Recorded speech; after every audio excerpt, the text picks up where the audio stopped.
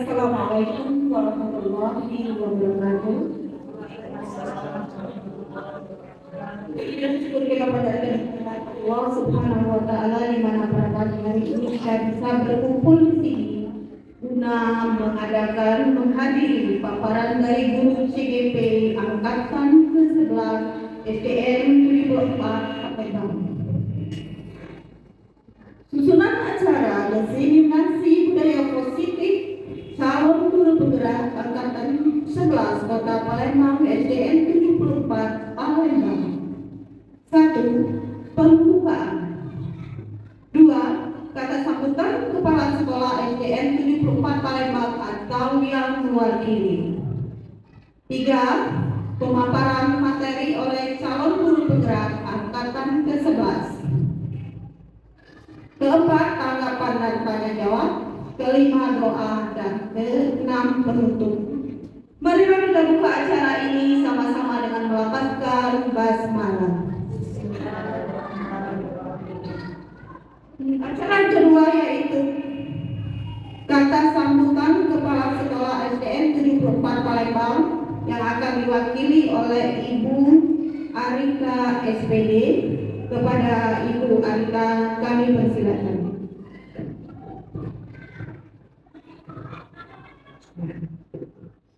Assalamualaikum warahmatullahi wabarakatuh. Selamat pagi, saya ucapkan kepada para peserta acara diseminasi budaya positif CGP angkatan 11 Kota Palembang SD Negeri 74 Palembang.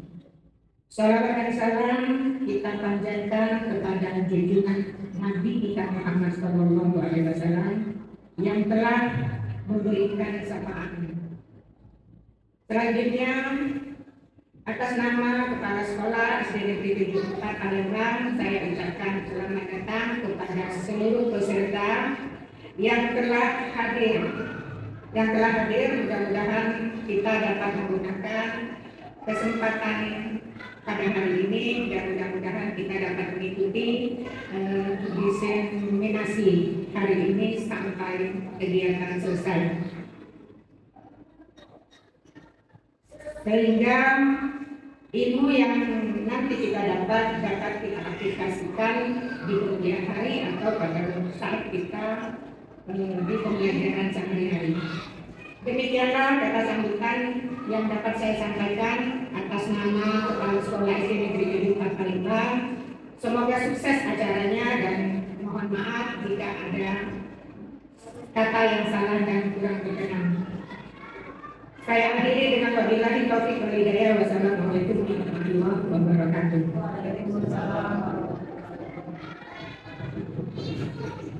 Ya, terima kasih. Selanjutnya kita menginjak kepada acara yang ketiga yaitu pemaparan materi oleh calon guru penggerak angkatan ke-11. Ini calon penggeraknya ada 4. Yang pertama Ibu Jamiatul Husna SPDI, Ibu Sinzana SPD, Ibu Eka Melina SPD, dan Ibu Ilayanti SPD. Untuk yang pertama ini yang akan mengadakan pemaparan ke depan yaitu Ibu Jamiatul Husna SPD. Kepada Ibu Jamiatul Husna kami persilakan.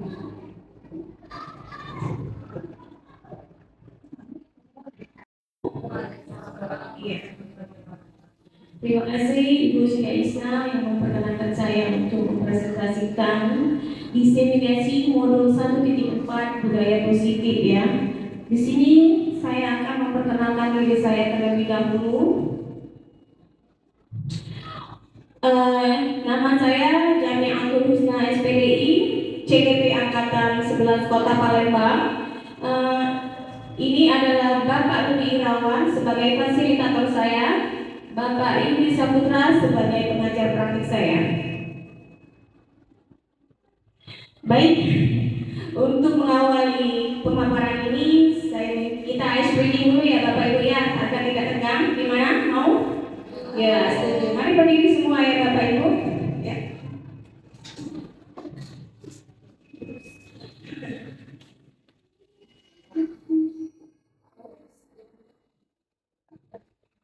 Ya, berdiri semua. Ya.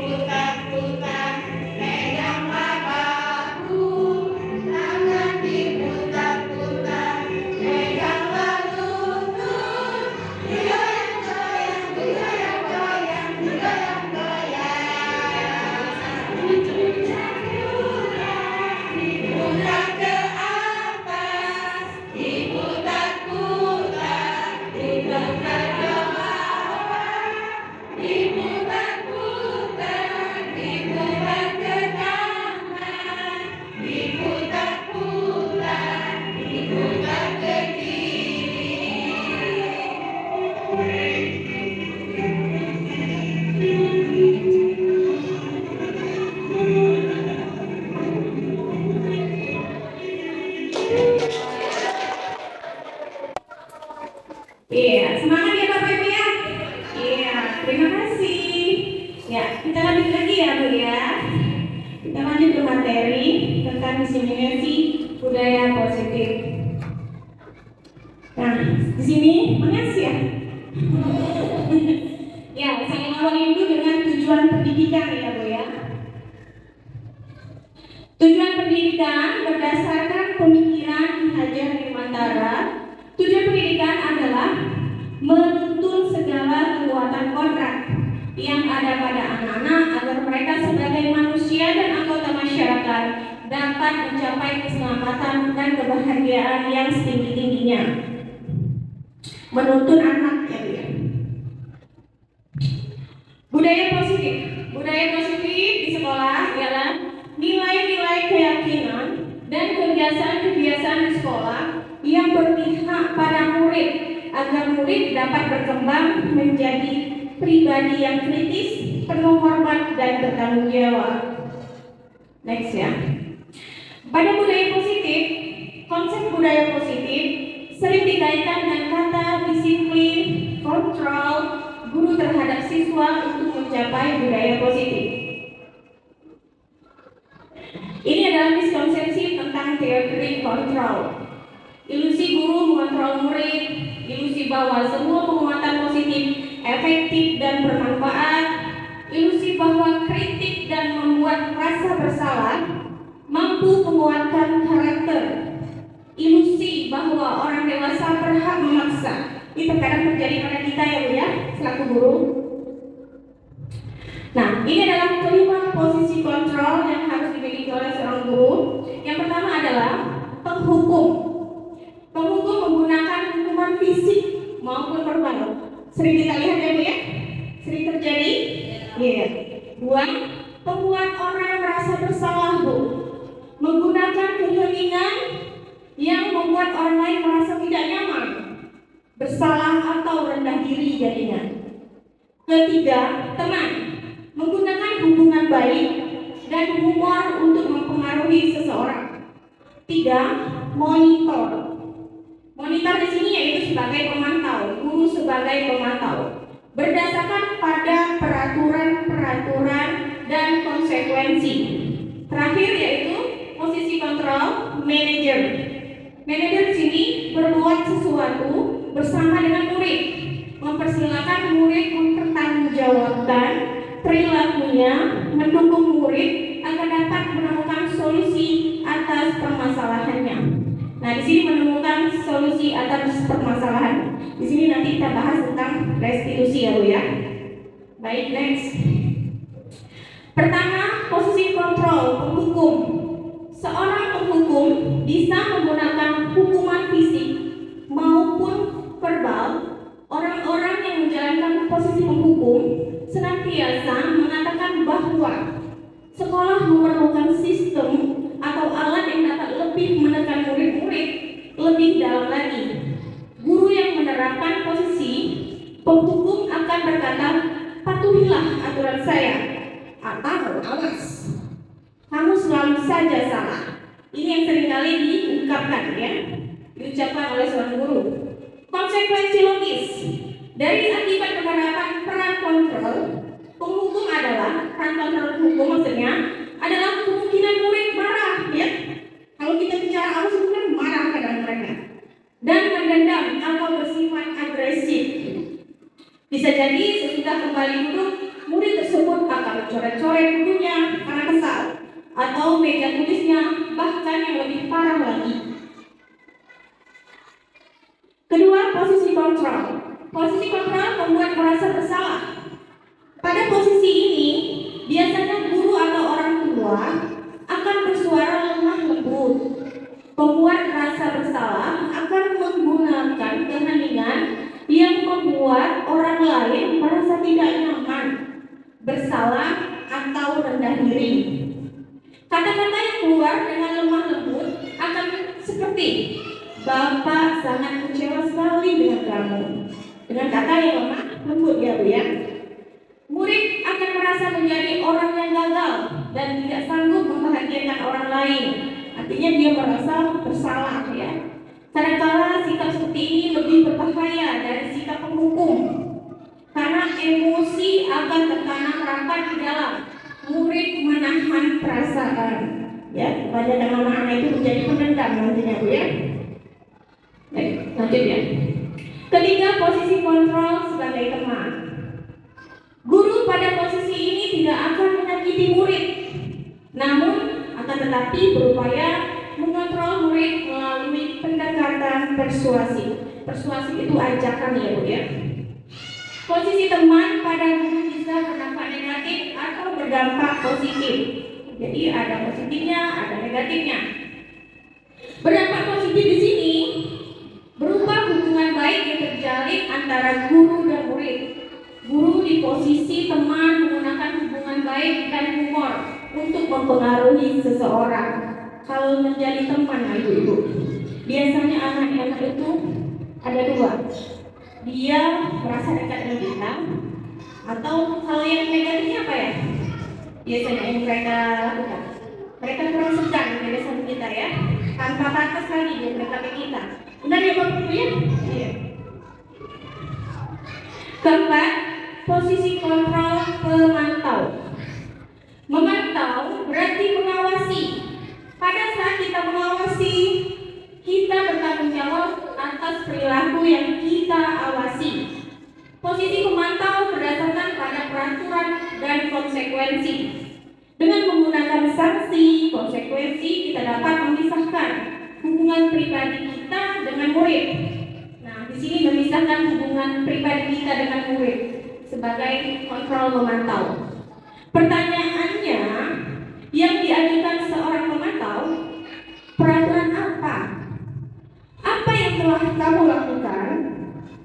Seseorang pemantau sangat mengandalkan penghitungan catatan data yang dapat digunakan sebagai bukti atas perilaku seseorang. Posisi ini akan menggunakan stiker, slip catatan, atau daftar cek. Posisi pemantau sendiri berawal dari teori stimulus respon yang menunjukkan tanggung jawab guru dalam mengontrol murid. Next ya. Kelima, posisi kontrol yang kelima yaitu sebagai manajer.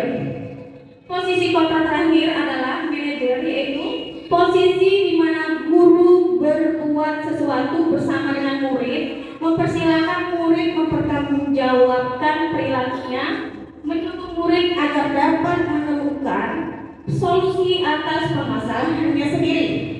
Seorang manajer telah memiliki keterampilan di posisi teman maupun pemantau, dan dengan demikian bisa jadi di waktu-waktu tertentu kembali kepada kedua posisi tersebut bila diperlukan. Nah, ini posisi kontrol manajer ini sangat penting ya Bu ya kita miliki, karena di sini kita selain bisa memanage atau memberikan solusi dari permasalahan yang dilakukan anak ya Bu ya. Perbedaan antara hukuman dan konsekuensi.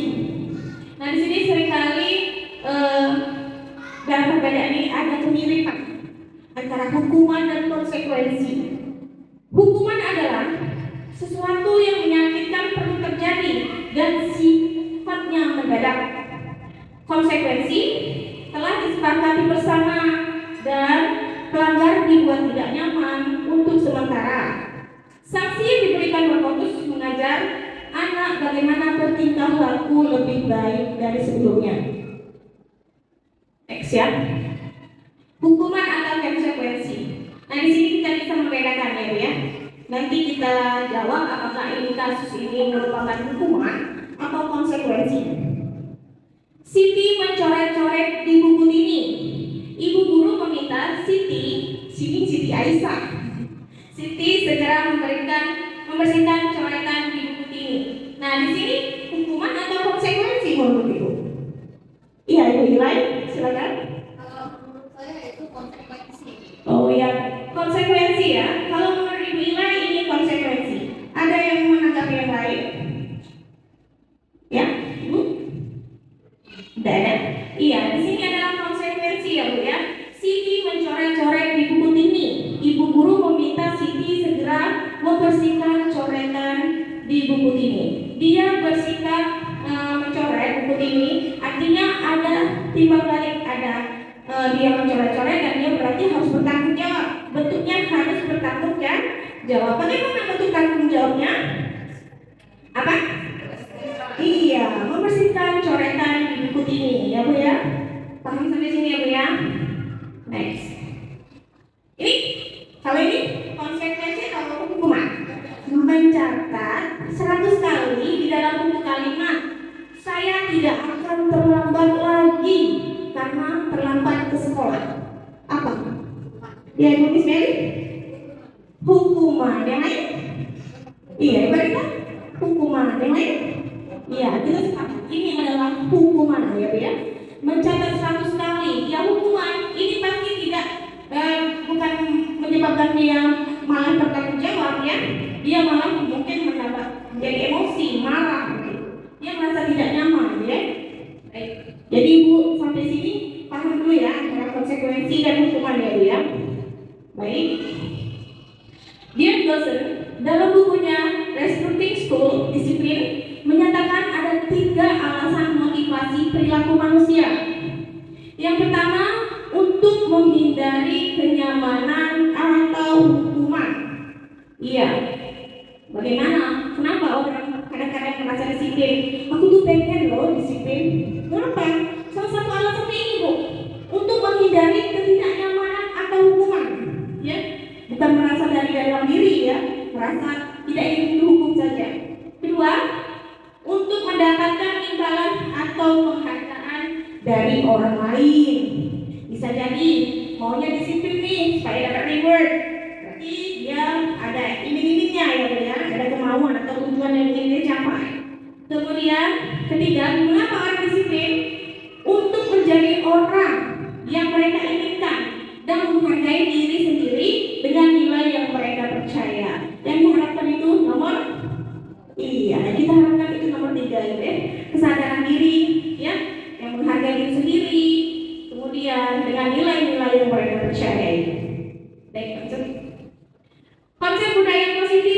ketiga adalah keyakinan kelas.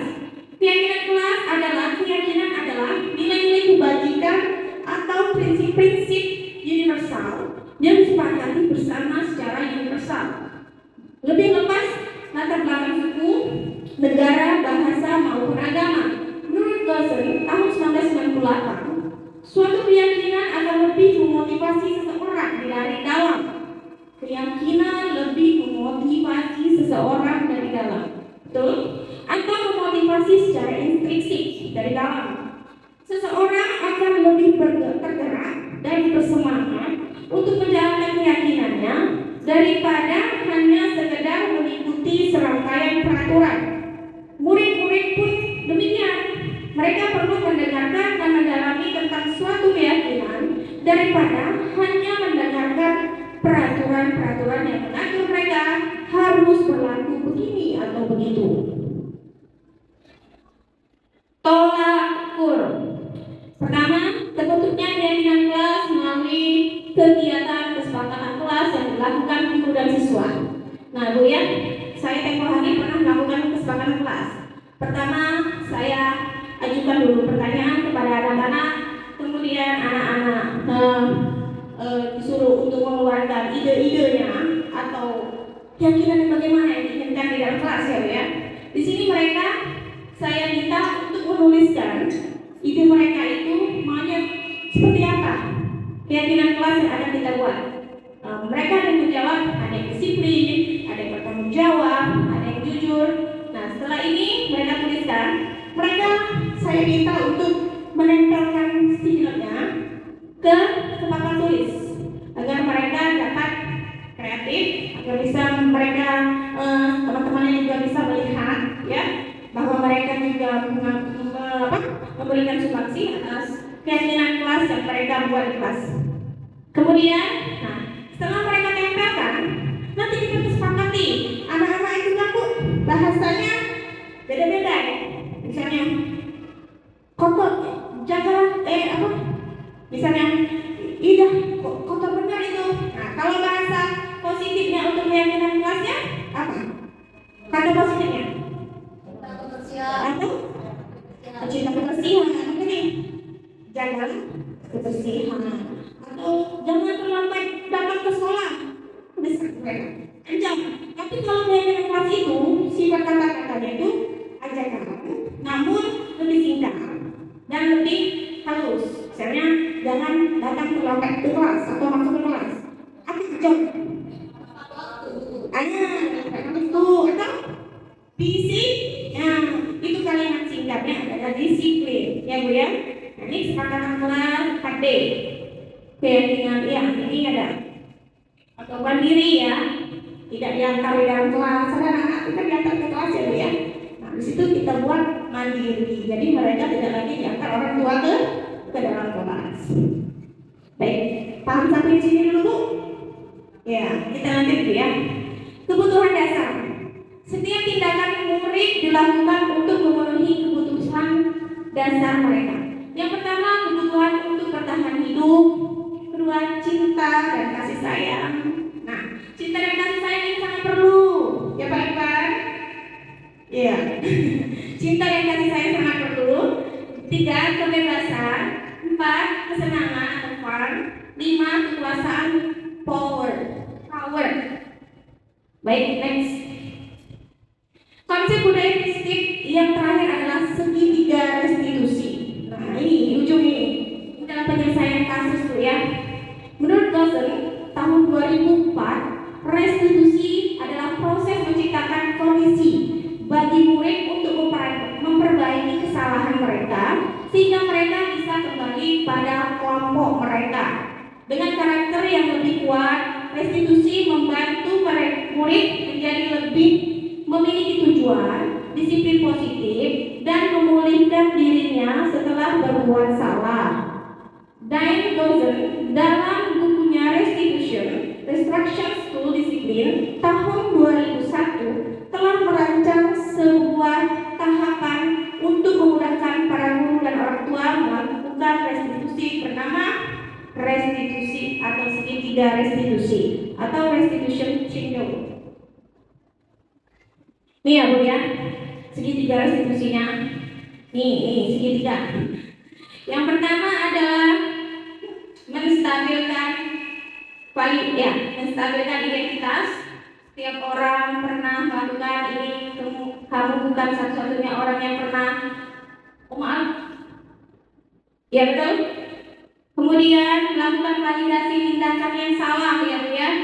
Kamu tentu punya alasan mengapa melakukan itu. Adakah cara yang lebih efektif untuk mendapatkan hal yang kamu butuhkan.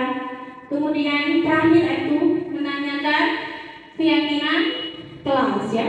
Menanyakan keyakinan kelas apa yang telah kita sepakati. Yang sepakati yang tadi Bu ya. Misalnya dia datang terlambat, misalnya dia mencontek tadi ya Bu ya. Kita ingatkan kembali apabila dia melaksanakan kesalahan. Kamu ingin menjadi orang seperti apa? Ya, seperti apa ya? Ingin menjadi orang disiplin. Tentunya kalau disiplin datangnya tidak datang terlambat. Perbedaan utama dari konsekuensi dan restitusi. Bentuk konsekuensi diberikan bukan gagasan pelanggar. Bentuk restitusi adalah gagasan dari pelanggar. Dua pernyataan di bawah ini yang menyatakan perbedaan utama antara konsekuensi dan restitusi. Konsekuensi itu memberikan pilihan-pilihan jalan keluar Bu ya kepada pelanggar. Pemberian konsekuensi hendaknya relevan dengan tindakan pelanggaran yang dibuat. Restitusi memberikan pilihan alternatif yang bisa dipilih pelanggar agar dapat menyelesaikan masalah. Restitusi memberikan suatu kesempatan bagi pelanggar untuk menghindari suatu hukuman karena guru perlu berbaik hati kepada pelanggar. Artinya dia tidak menyalahkan ya Bu ya. Guru tidak menyalahkan anak kamu apa yang berbuat salah. Di sini dia malah memberikan solusi atau mengajukan solusi untuk diri anak itu. Konsekuensi senantiasa memberikan pelajaran kepada para pelanggar dengan membujuknya agar mengikuti perintah kita. Ini kasus, coba kita lihat kasus ini dulu ya Bu ya. Ini sampel kasus.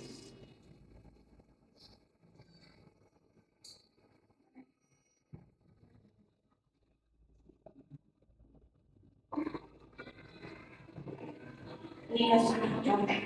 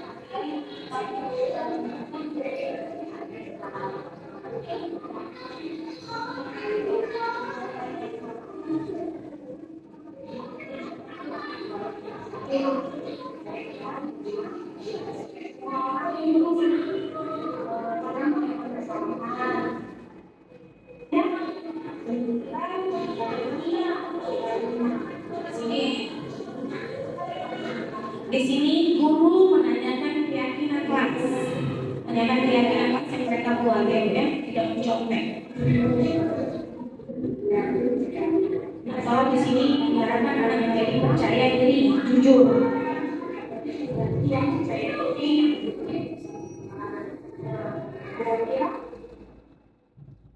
Saya cepatkan ya Bu ya. Nah di sini anak-anak diminta agar tidak lagi untuk melakukan kesalahan yang lagi ya Bu ya. Cukup. Baik. Ya cukup demikian pemaparan dari saya mengenai disiplin positif ya. Bapak Ibu, saya harapkan nantinya bisa memberikan tanggapan atau pertanyaan pada saya. Terima kasih Pak Ibu Aisyah.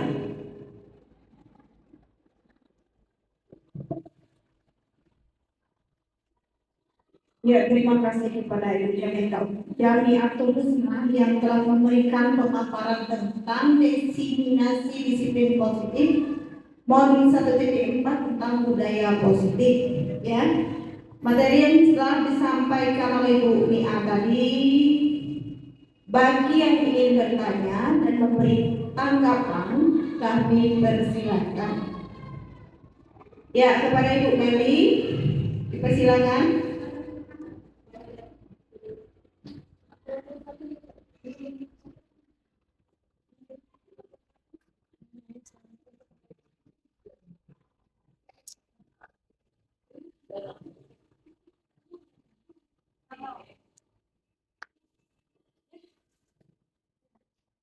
Baiklah, perkenalkan nama saya Nurul Fadila. Saya akan bertanya dengan Ibu Mia mengenai paparan tadi. Yang ingin saya tanyakan adalah apa sih perbedaan konsekuensi dan hukuman? Mana yang sebaiknya kita dapat lakukan di dalam kelas? Itu saja pertanyaan dari saya. Terima kasih.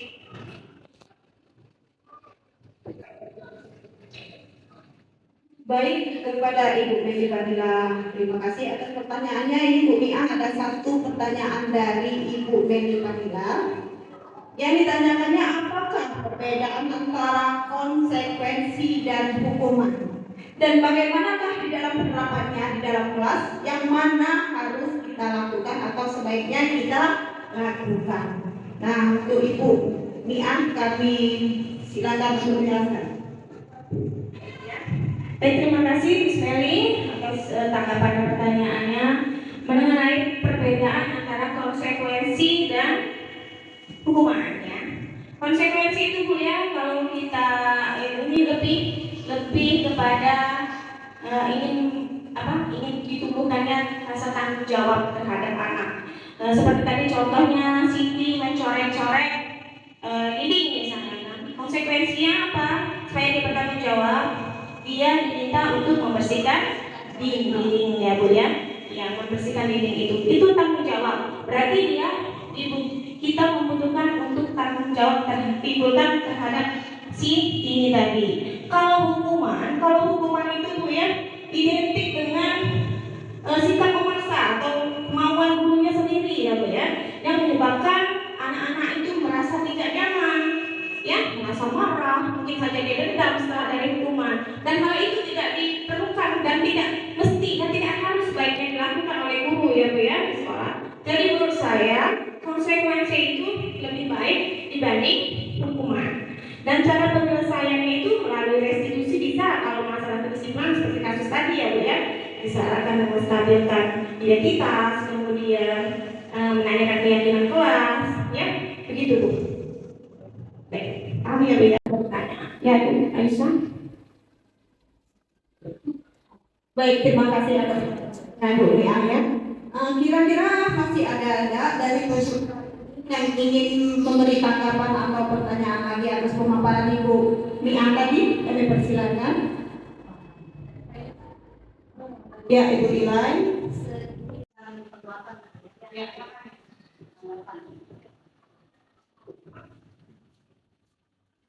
Ya, terima kasih Ibu Aisyah dan Ibu Mia. Ini hanya sebenarnya menambahi saja apa yang dikatakan Ibu Mia.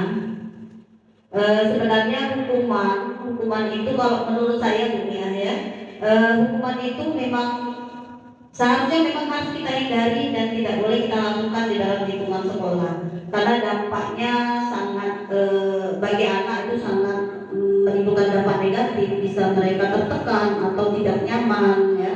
Nah, sedangkan konsekuensi sebaliknya, jadi anak-anak tuntut untuk bertanggung jawab atas apa yang mereka lakukan atau kesalahan apa yang mereka lakukan, maka mereka harus memperbaiki kesalahan itu sesuai dengan besar kecilnya kesalahan yang mereka buat. Itu dituntut tanggung jawab. Mungkin itu saja tambahan dari saya. Terima kasih. Wassalamualaikum warahmatullahi wabarakatuh.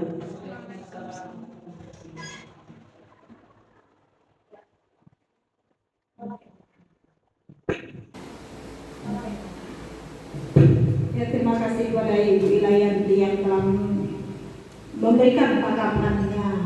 Berikut kalau masih ada tanggapan dan tanya jawab, dipersilakan. Ada tentang cukup, betul cukup. Alhamdulillah. Demikian tadi pemaparan dari Ibu Jamiatul Husna tentang budaya positif. Sudah menyelesaikan dan menyaksikan pemaparan dari keempat materi ini ya. Dan berikutnya kita ke acara selanjutnya, yaitu doa yang akan dipimpin oleh Pak Eman. Kepada Pak Eman dipersilakan.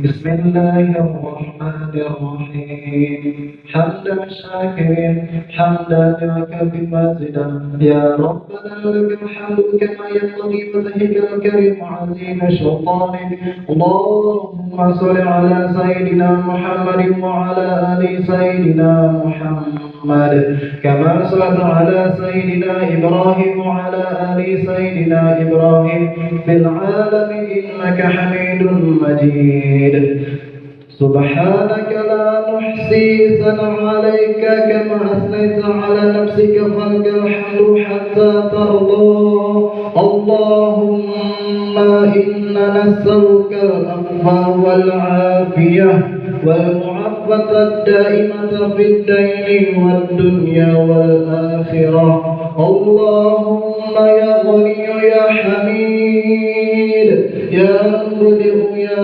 معيد يا رحيم يا ودود وأغننا بحلالك عن حرامك وأغننا بطاعتك عن معصيتك وأغننا بفضلك عمن سواك اللهم إنا نسألك سلامة في الدين وعافية في الجسد وزيادة في العلم وبركة في الرزق وتوبة قبل الموت ورحمة عند الموت ومغفرة بعد الموت اللهم هونا في شقرة الموت والنجاة من النار والعافية عند الحساب اللهم اغفر لنا ولوالدينا وارحمهم كما ربياني صغيرا من المسلمين والمسلمات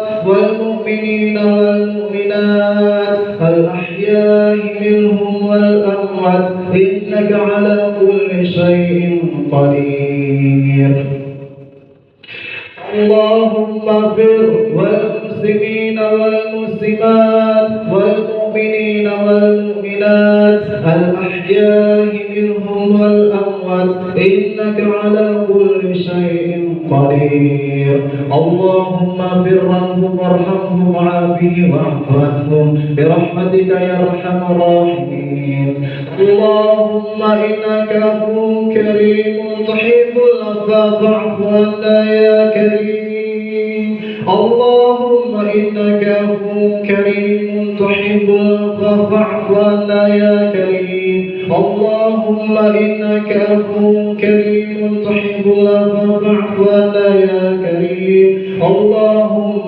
إنك عفو كريم من المسلمين والمسلمات والمؤمنين والمؤمنات الأحياء منهم والأموات إنك على كل شيء قدير اللهم إنا نسألك والجنة ونعوذ بك من شقتك والنار هو الذي جعل لكم الأرض ذلولا فامشوا في مناكبها وكلوا من رزقه وإليه النشور ربنا ظلمنا أنفسنا وإن لم تغفر لنا وترحمنا لنكن من الخاسرين ربنا لا تؤاخذنا إن نسينا أو أخطأنا ربنا ولا تحمل علينا إصرا كما حملته على الذين من قبلنا ربنا ولا تحملنا ما لا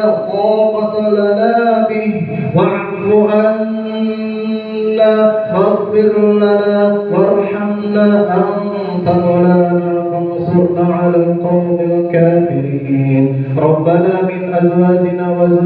آياتنا قرة أعين للمتقين إماما ربنا آتنا في الدنيا حسنة وفي الآخرة حسنة وقنا عذاب النار وادخلنا الجنة العبرار يا العزيز يا غفار يا متكبر برحمتك يا أرحم الراحمين وصلى الله على سيدنا محمد النبي وعلى صحبه وبارك وسلم سبحان رب العزة عما يصفون وسلام على المرسلين الحمد لله رب العالمين صدق الله العظيم.